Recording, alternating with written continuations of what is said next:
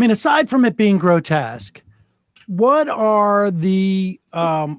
is the expense to society to have people who have this much money relative to the rest of us and the commensurate political power that comes with it?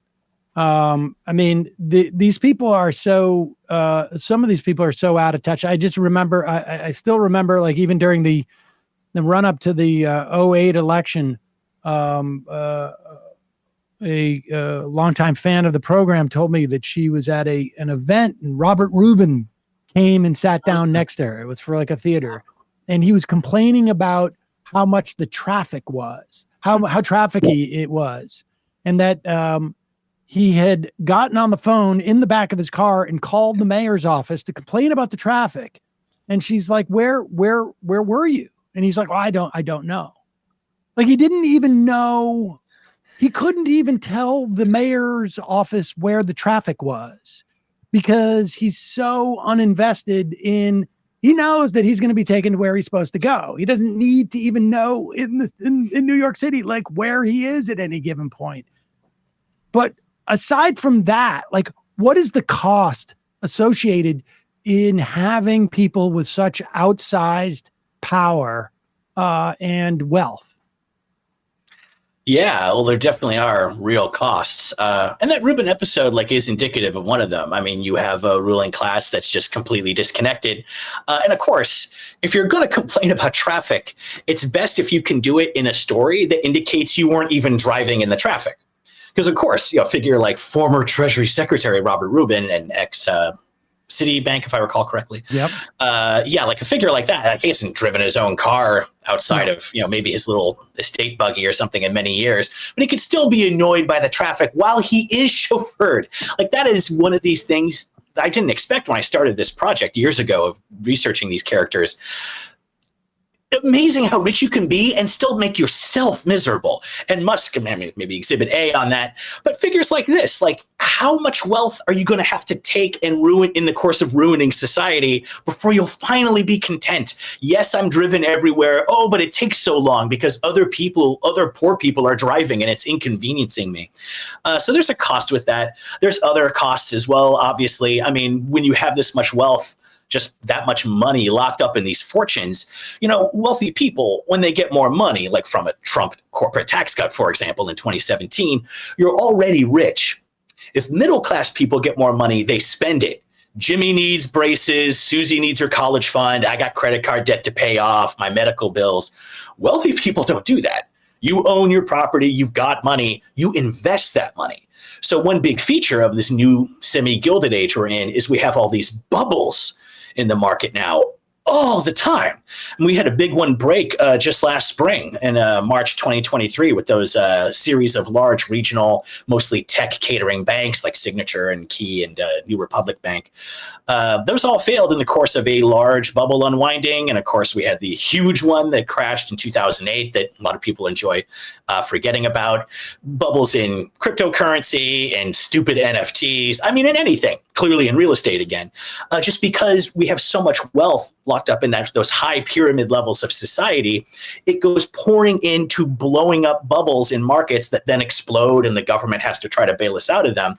That money should be going to our climate transition and Medicare for all. Like, we have major needs. It would take a couple $10 billion to replace all the lead pipes in the United States, which mostly affect poor communities and disproportionately minority communities. That's how much money the ruling class is spending on its private jets every year. So, I mean, the opportunity cost, as we economists say, when you put resources into something, they're not available for something else. Every one of these guys' ruling class pastimes is money that could have gone to a policy of global social uplift that we really, really need. And to connect to that further, too, I could say I have a chapter in the book on climate-related issues, and we may want to talk about that. But the environmental footprint of these rich households is just breathtaking. So the costs are very extensive. And it's something that's it's hard to get media to focus on, of course, because, again, media are with very important exceptions like this show, most media are commercial property. They're part of one or another corporate empire, or they belong directly to some billionaire like Twitter or the Washington Post. And so it's hard to get these realistic assessments of the cost of these oligarchs through when they control most of the information machine, of course. And they fundamentally have outsized political power and can change. I mean, one of the ones I harp on is sort of the Gates Foundation and the way they completely screwed up our education system for, going on decades now, just simply because the guy had the money and a whim, essentially. And then 10 years later, his own, the Rand Corporation had to tell him that, no, that was a huge mistake. We should have listened to teachers in the first place. I mean, how often does this happen? How often does it supplant things like, SpaceX being is going to help rescue those astronauts in some way from Boeing's failures? And how much does Elon Musk's ability with all his billions to literally derail high-speed rail in parts of the country or transportation, public transportation initiatives? I mean, this goes on and on and on. Or just in the news today, we're going to play a clip of Donald Trump saying the Adelsons have, told him move the embassy to Jerusalem. Move, give us the Golan Heights. I mean, yeah, we could be in a war within a couple of weeks as a function of these things. That is actually a great way of putting it. I didn't think about that, but yeah, the late Sheldon and Miriam Adelson's stratospheric gambling wealth and their monomaniacal fixation on Israel and its territorial aggrandizement.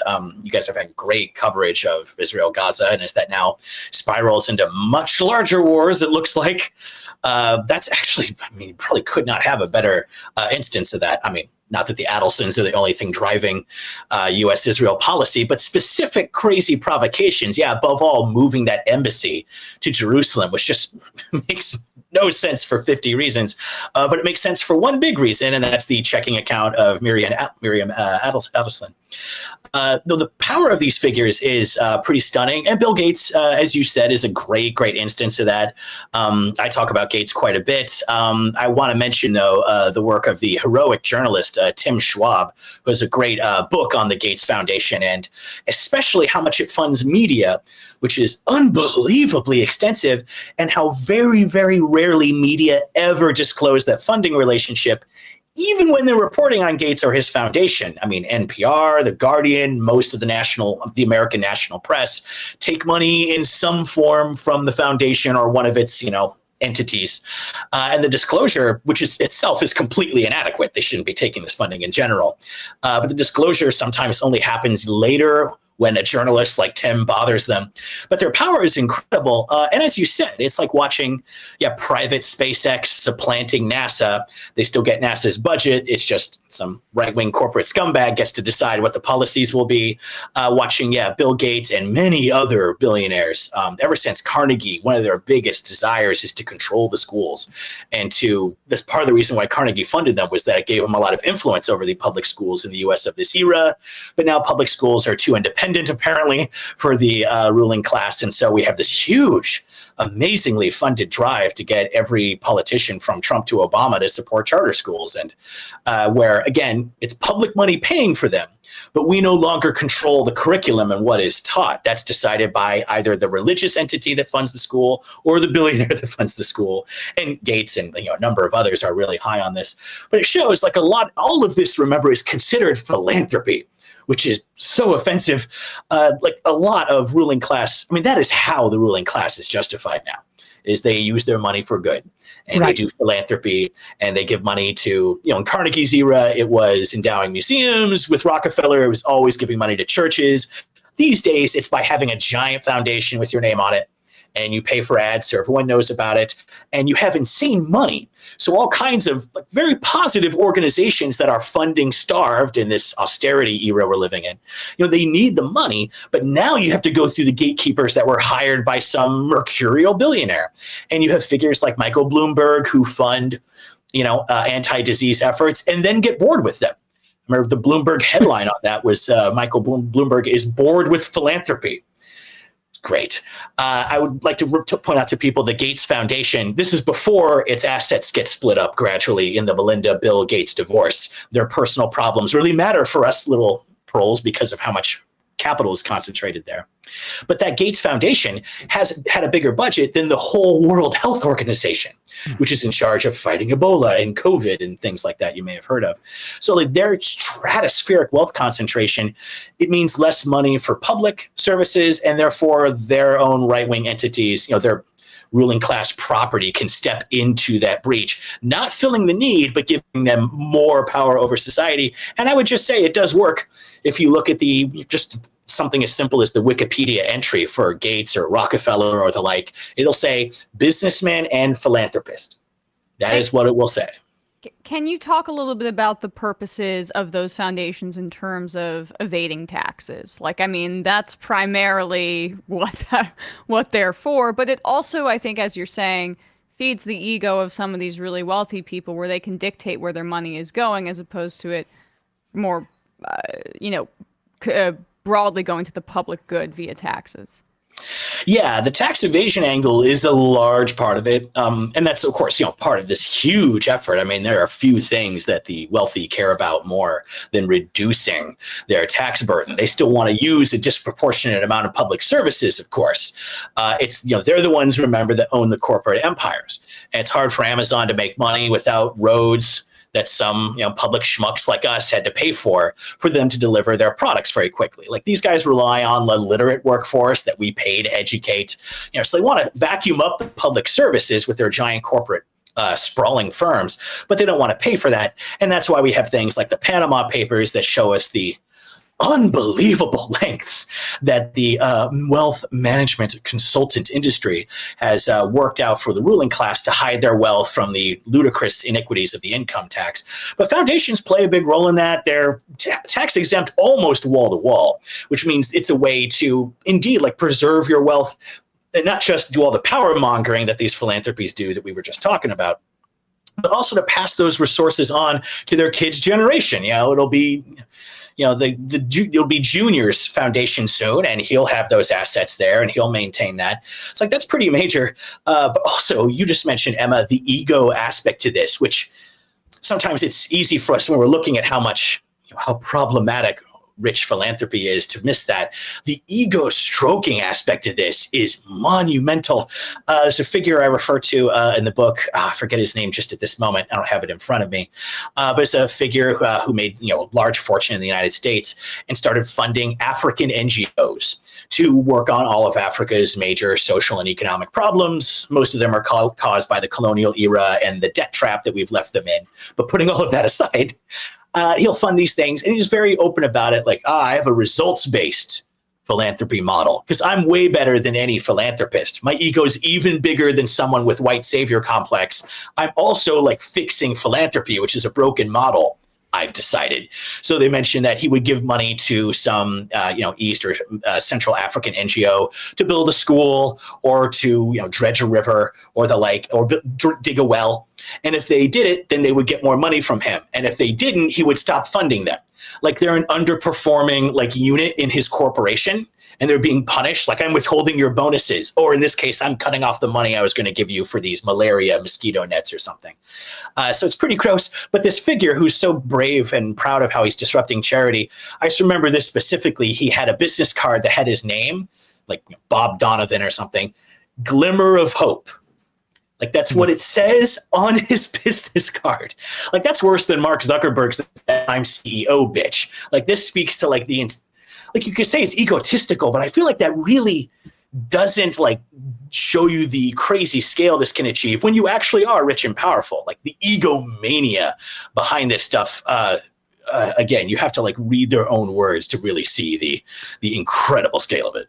So when we're faced with this type of, in my estimation, it's a fundamentally anti-democratic. It's a threat to democracy in my mind when someone this wealthy can decide like what the health policy is for half the world based upon vaccines, or what the education policy is, or what can step in and lose 84% of the value of a social media company, but change the tenor of what reporters perceive as the sort of like conventional wisdom amongst the people as mustard. What tools do we have to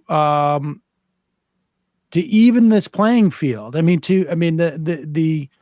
To essentially prevent these people from hoarding this money and then accumulating this type of like political power. Yeah, great. Well, tools exist. We do have them. The bad news, it's the same tools that the left, if you will, the people fighting for progressive policy or a more democratic society. It's the same tools we've always had. It's organizing regular people, to the extent that great compression happened in the first place. And we shouldn't exaggerate that, at the peak of the Great Society in the late 60s, like the richest 10%, their share of the national income never drops below 33%. Like it never goes below a third. So we never made them poor, just to put that in there. But the way that we did tax them very aggressively at that time, it was very real. And that is how we paid for the Golden Gate Bridge and the interstate system and the Hoover Dam and putting people on the moon. We paid for that by confiscatory taxation on really high incomes and fortunes. We got all that by having a giant labor movement. And so I think the first tool we have to look at is labor organization, just on that simple terms. Obviously, labor unions have been in pretty significant decline since union density peaked in 1953. These days, we're in the single digits if we look across the whole economy, which is a painful reality. But it's beautiful to say we are living in a labor, at least, renaissance right now. Hundreds of unionized Starbucks, even if few of them have contracts, like that itself is a significant step. The fact that we have one union in a Amazon Staten Island facility is itself an impressive achievement. If you talk to the people who organize those victories, it's incredibly impressive what they're able to achieve against the huge power of the boss to keep out unions. But bringing that back is a major thing. I mean, the labor movement is how people in the mass basis used to get brought. That's how they used to get brought into politics. And you see it in terms of a labor and dollars and cents lens. And I don't, why would I be mad about these migrants or this black coworker of mine through this culture war crap? That's just the wealthy trying to divide us. Like the labor movement was always what encouraged that class solidarity, like across racial lines.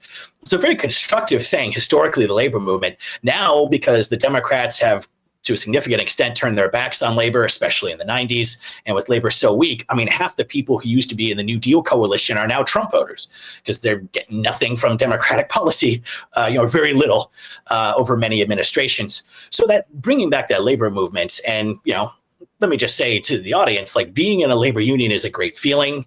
It feels good to talk to your coworkers and take some steps that actually concretely improve your lives. It's not just positive for your economic standard of living, but it will make you feel less consumed with dread and modern anxiety if you can do that. I would say the other tool is to have a stronger political movement. And it's difficult, of course, in the United States with that. The parties control their state ballot lines. There's so much media concentration that's very difficult to build political movements independently. But with the Sanders campaigns and their surviving squad members who haven't been knocked off by AIPAC, those are very, very encouraging developments. People like us are old enough, Sam, that we can refer our listeners back to the Bush era, which is just completely airless, no left-wing national representation, labor completely on its knees. As bad as things are today, we have some fighting back happening. And with having good policy goals in mind, like Medicare for all, wealth tax, Green New Deal, these things have a lot of appeal. If we could ever get Democrats to run on them, that would probably be beneficial as well. But I think those fundamental tools are like the ones we've always had and the ones that, offer us some hope for unseating this rotten ruling class we're saddled with. Rob Larson, professor of economics at Tacoma Community College, author of Mastering the Universe, The Obscene Wealth of the Ruling Class, What They Do with Their Money, and Why You Should Hate Them Even More. We will put a link to that book at majority.fm as well as in the podcast and YouTube. Thanks so much for your time today. Really appreciate it. Well, thanks, guys. My pleasure. Hey, folks, don't forget to hit the subscribe button and check out our daily show. We do it every day at 12 p.m. Eastern for about 2.5 hours. We even take phone calls. You should check that out.